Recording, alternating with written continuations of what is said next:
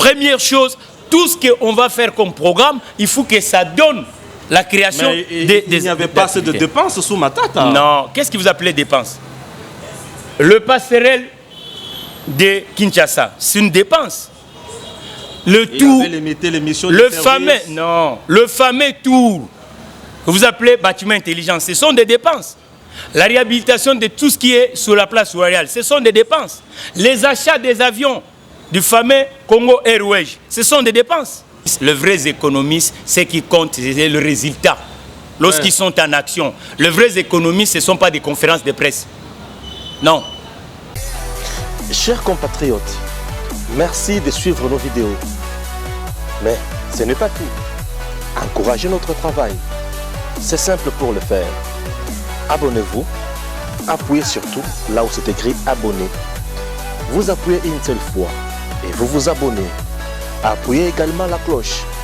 Oui, appuyez la cloche pour recevoir toutes les notifications de nos publications. Vous abonner, c'est nous encourager. Merci de votre fidélité à Edem TV officiel. Merci, chers Congolais. Sachez très bien qu'après sa sortie médiatique, au cours d'une conférence au niveau du Sénat, Matata Ponyo avait parlé sur le leadership et la bonne gouvernance en République démocratique du Congo pour atteindre un pays émergent ou bien un pays développé. Mais du moins, il a dit que nous n'avons pas jusqu'à présent un leadership fort à la tête du pays. Raison pour laquelle ça patauge. Pourquoi? Puisque ce n'est pas le FMI, ni moins la Banque mondiale qui peuvent faire développer un État. Au-delà de tout ça, Matata Ponyo a fait un bilan. Les 4 ans, ou bien ces 4 ans à la tête de l'institution gouvernement de la République démocratique du Congo, Matata Ponyo pense très bien avoir fait un bon travail en mettant en place des sociétés, un taux d'échange stable. Bon, il a bien sûr parlé, épinglé beaucoup de choses que nous allons évoquer dans cette émission avec Mathieu Takizala, l'un des entrepreneurs congolais, un économiste bien sûr, de son état. Mathieu Takizala, bonjour. Bonjour, cher journaliste. Tout va bien, j'espère? Ça va, on est en plein 61e anniversaire. Donc le mois de juin, le mois où le Congolais a toujours eu chance de comprendre et puis d'avancer. Donc voilà. Matata Ponyo organise une conférence, c'était à l'intention bien sûr des sénateurs, sur la bonne gouvernance, le leadership. Il a parlé beaucoup de choses avant ses propositions. L'homme a parlé de ses réalisations en tant que Premier ministre, puisqu'il dit, après lui, c'était le déluge en quelque sorte, puisque le gouvernement mis en place à l'issue, bien sûr, à l'issue du dialogue de Kanchachi n'a pas abouti à quelque chose, de l'OIA bien sûr, n'a pas abouti à quelque chose, également un autre gouvernement de Senko n'a pas abouti toujours à quelque chose. Matata Ponyo, pouvez-vous nous parler de sa gestion sur le plan économique? Il a dit qu'il avait bien géré, il avait lancé le pays sur la voie de l'émergence. D'un coup, tout s'est arrêté. Bon, en tout cas, je vous remercie de toutes les façons. Vous savez, la vie, on ne peut pas commencer à donner des éloges vous-même. Mais ce qui compte dans la vie, c'est les réalités et les réalisations de la personne. Qu'est-ce qui se passe? La gestion d'un individu, vous savez, 5 ans, c'est 60 mois. 4 ans et demi, c'est autour de 50 mois à la tête d'une nation qu'on appelle la République démocratique du Congo, en tant qu'un gestionnaire des formations et des professions. Je sais que notre compatriote a bénéficié un peu d'un rebond international, dans un premier temps. Parce que le cours des métaux était tellement à un niveau où beaucoup de choses que lui réalisait. Parce que quand il parle beaucoup de ce qu'on appelle de la croissance économique, il fallait qu'il nous explique la croissance touche quel secteur de la vie lorsqu'il est à la tête de la République démocratique du Congo comme Premier ministre. Mais ce que je connais, à l'époque, quand notre monsieur, l'ancien Premier ministre était au pouvoir au Congo, la croissance touchait dans toujours le secteur d'habitude qu'on appelle mine. Et la deuxième croissance, c'était avec le programme de révolution de la modernité. Donc il y a eu beaucoup de cash qui sont tombés en République démocratique du Congo avec cet rebond. Et à chaque fois le monsieur, parce que c'est normal, c'est vraiment normal économiquement. Quelqu'un nous dit nulle part combien d'emplois il a créé. Parce que si vous dites aux gens qu'on avait une croissance de 7%, croissance, ça veut dire quoi? En bon jargon économique, c'est la création de la valeur et la création de recherche. Mais on ne peut pas créer des recherches sans avoir le nombre des emplois. Vous comprenez? Il y avait un vrai flou. Parce que quand vous regardez des pays avancés, vous allez voir, il y a des États avec une croissance de 3%, mais avec un nombre de créations d'emplois énorme. Mais ce n'était pas le cas de notre expert économique. Il profite des rebonds, j'insiste. Le cours des métaux était à un niveau qui était où tout le monde profitait. Et puis, il profite avec du cash qui est tombé à l'époque sur le programme ou le Révolution de modernité et les 5 chantiers. Mais beaucoup d'éléphants blancs et beaucoup de choses réalisées. On parle beaucoup d'entreprises. Non, beaucoup d'éléphants blancs. Comment les entreprises de Matata, vous les appelez? Beaucoup d'éléphants, la gestion de mon compatriote économiste comme moi, beaucoup d'éléphants blancs. Et puis beaucoup de choses réalisées, excusez-moi, beaucoup de choses réalisées hors budget. Comme quoi par exemple? C'est ce que vous appelez le fameux bâtiment intelligent. Le fameux tour qui est sur le boulevard, bâtiment intelligent. Un gestionnaire qu'il est, il ne peut pas faire ça dans un État qui est d'abord en faillite économique parce que quand il arrive, malgré tout cet rebond du secteur de mines, comme je viens de préciser, avec le programme qui était le programme des 5 ans, quoi, vous appelez ça au Congo à l'époque, programme des 5 chantiers et programme d'évolution de modernité. Mais je viens de vous préciser que l'éléphant blanc, le premier éléphant blanc de Matata Mponyo, c'est le bâtiment intelligent. Okay. Budgétisé nulle part. La réhabilitation de tous ces tours qui sont en face du bâtiment intelligent, nulle part. Le passerelle de la République démocratique du Congo, surélevé, à un territoire. Ça, ce n'était pas bon? À un territoire, non. Parce que nous, aujourd'hui, nous sommes dans un pays où le chômage est de masse. Le chômage est de masse. Tout ce que l'État peut faire, ou la gestion d'un économiste, c'est favoriser la création d'emplois. Parce que faire une passerelle, je ne vois pas l'intérêt d'aller chercher des sociétés turques. Et à quel prix? Lui-même, il connaît. Quel prix il a facturé et combien d'emplois? Nulle part, ça donne nombre d'emplois. Toutes ces réalisations de notre Premier ministre économiste comme moi. Et l'aéroport international d'Indjili de la Louanou, sous la gestion de M. Matata Mponyo, Premier ministre de son État. Il doit nous expliquer, autour de ces projets, ça crée combien d'emplois? Nous avons Transco, hein? Donc, Transco, encore un autre éléphant blanc. Vous appelez ça régie de transport au Congo, mais depuis qu'ils ont créé cette entité, ils existent uniquement que dans la ville de Kinshasa. Au début de ces programmes, ils étaient en partenariat avec des Français, mais comme nous aimons plus de billets de banque en République démocratique du Congo, qu'est-ce qu'ils ont fait? Ils chassent l'expertise française, lui-même il connaît comment ça s'est passé avec Transco. On peut considérer ça ou bien qualifier ça de la criminalité économique ou comment? Je vous dis que vous êtes journaliste, je pense que vous êtes outillé à bien sortir le mot, le vrai mot. Vous venez à la tête d'un État où les gens ne travaillent pas, les actifs sont faibles. Un bon gestionnaire, qu'est-ce qu'on fait? Première chose, tout ce qu'on va faire comme programme, il faut que ça donne la création des... Il n'y avait pas assez de dépenses sous Matata. Non, qu'est-ce que vous appelez dépenses? Le passerelle de Kinshasa, c'est une dépense. Le tour, le fameux tour que vous appelez bâtiment intelligent, ce sont des dépenses. La réhabilitation de tout ce qui est sur la place royale, ce sont des dépenses. Les achats des avions du fameux Congo Airways, ce sont des dépenses. Le Bukangalonzo, il fonctionne. Quels sont les résultats? Quels sont les résultats? Le premier bilan est de combien? Congo Airways dessert combien de capitales africaines?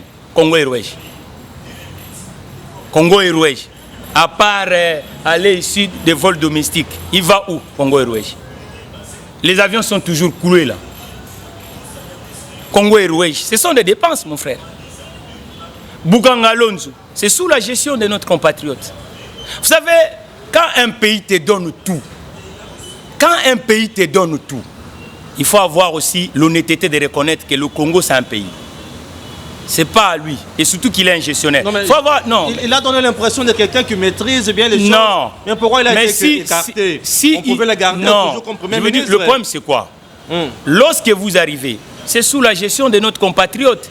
Quelles sont des universités congolaises qui ont été réhabilitées? Il est professeur d'université. Il est dans ce secteur. Il devait nous montrer quel est le nombre. Est-ce que les étudiants ont eu une bourse dans sa politique de gestion? Hein? Moi, j'arrive à sa place. Un jour, ça viendra. Dans sa politique de gestion, combien d'étudiants ont eu une bourse d'études? Combien d'étudiants dans sa gestion? Non, mon frère, vous savez... de ça, oui, vas-y d'abord. Donc, vous savez, la gestion.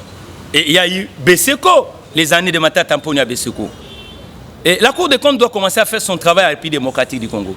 Je pense que ce sont des institutions locales qui doivent commencer à parler aux uns aux autres. Ce n'est pas aux individus, lui, tout seul, tu te dis, moi j'ai fait ça, j'ai fait ça.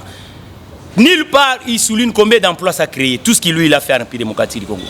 La bancarisation, ça va où? C'était en collaboration avec un autre professeur qui vient des États-Unis, hein, Mukoko Samba. Il connaît lui-même, il sait comment ça s'est passé l'histoire de la bancarisation.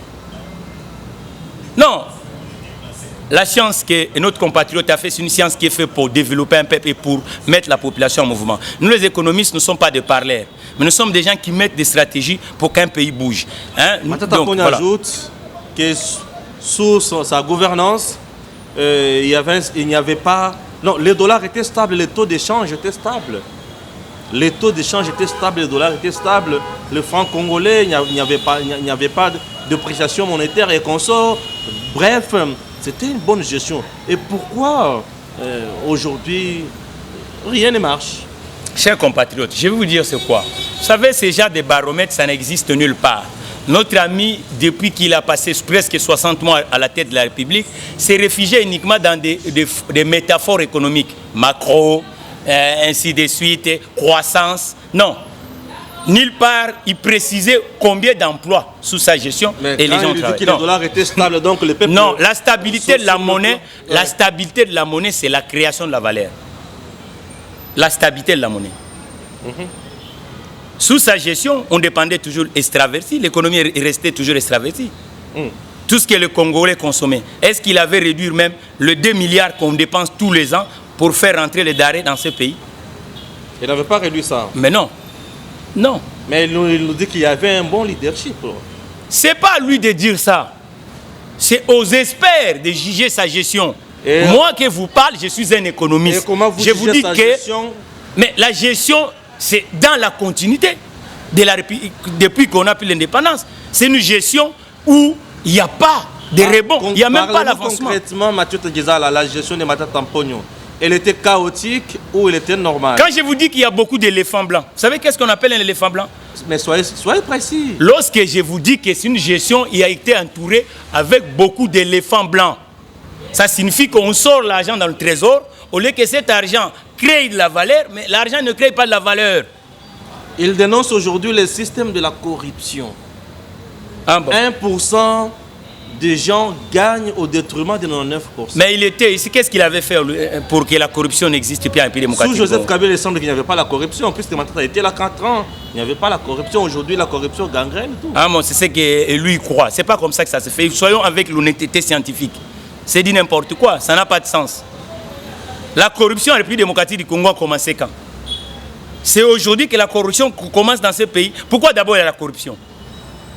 Parce que, est-ce qu'il y a eu une revalorisation de salaire dans son époque?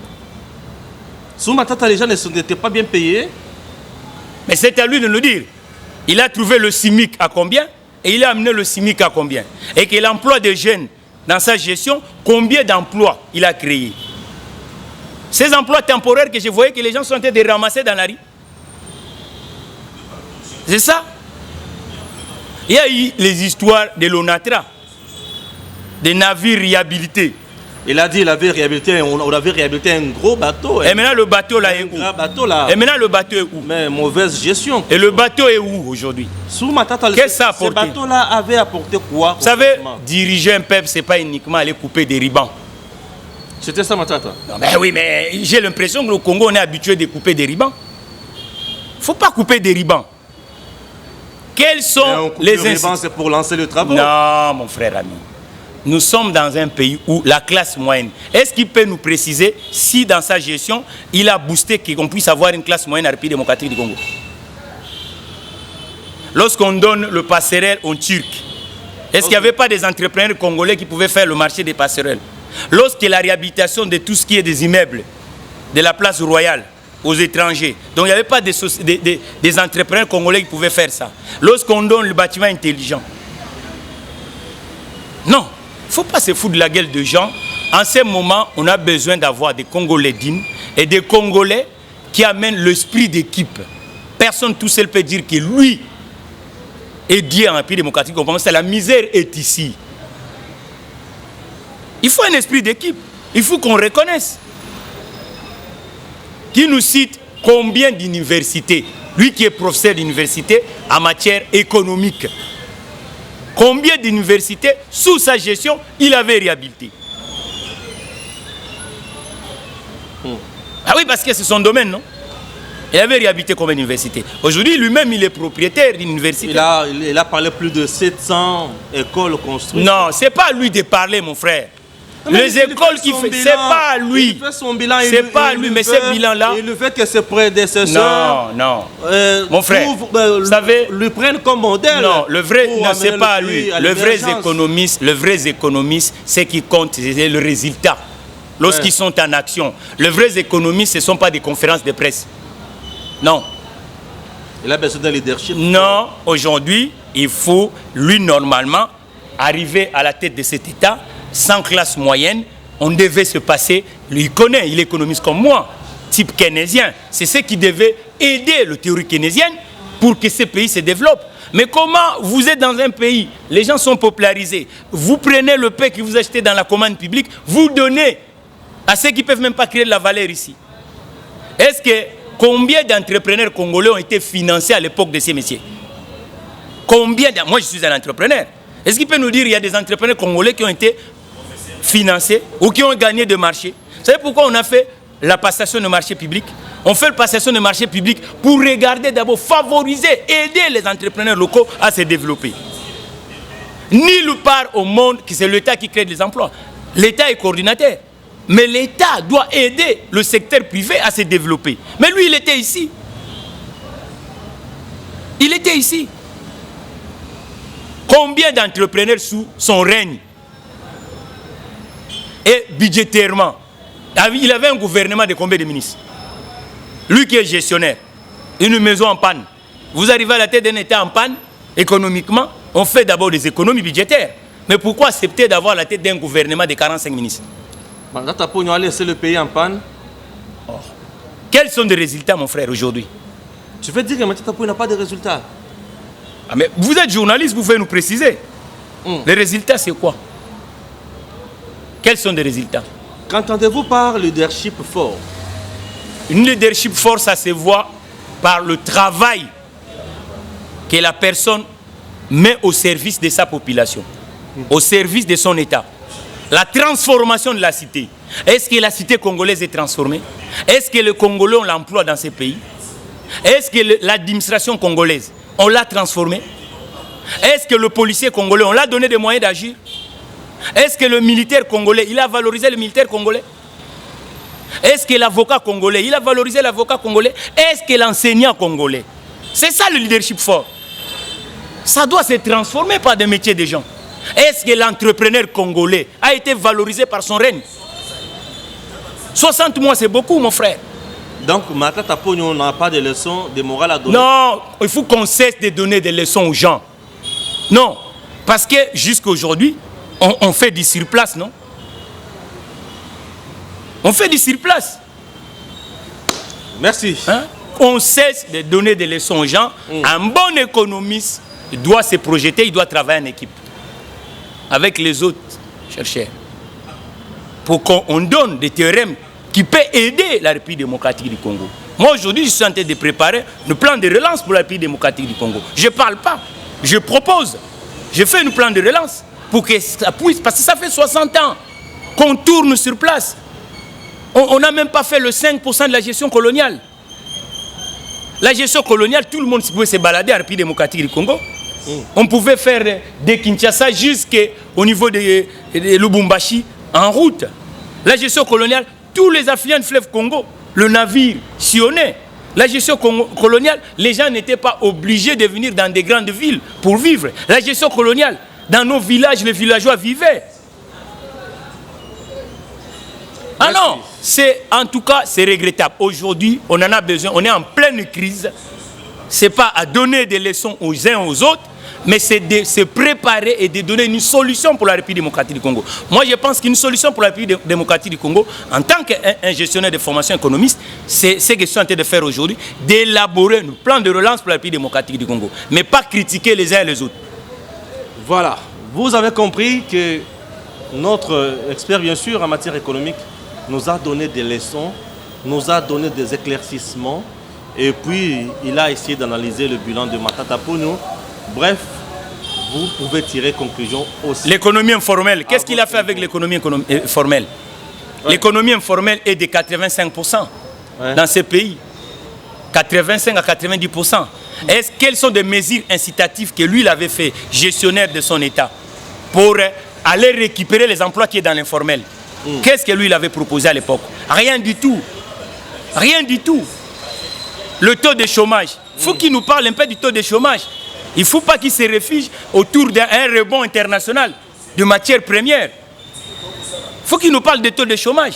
Il avait trouvé le taux de chômage à quel niveau et il a amené à quel niveau? Merci. Il s'appelle Mathieu Takizala. Merci à notre Gims Lokumu. On se retrouve plus tard et à très bientôt. Chers compatriotes, merci de suivre nos vidéos. Mais ce n'est pas tout. Encouragez notre travail. C'est simple pour le faire. Abonnez-vous. Appuyez surtout là où c'est écrit abonner. Vous appuyez une seule fois et vous vous abonnez. Appuyez également la cloche.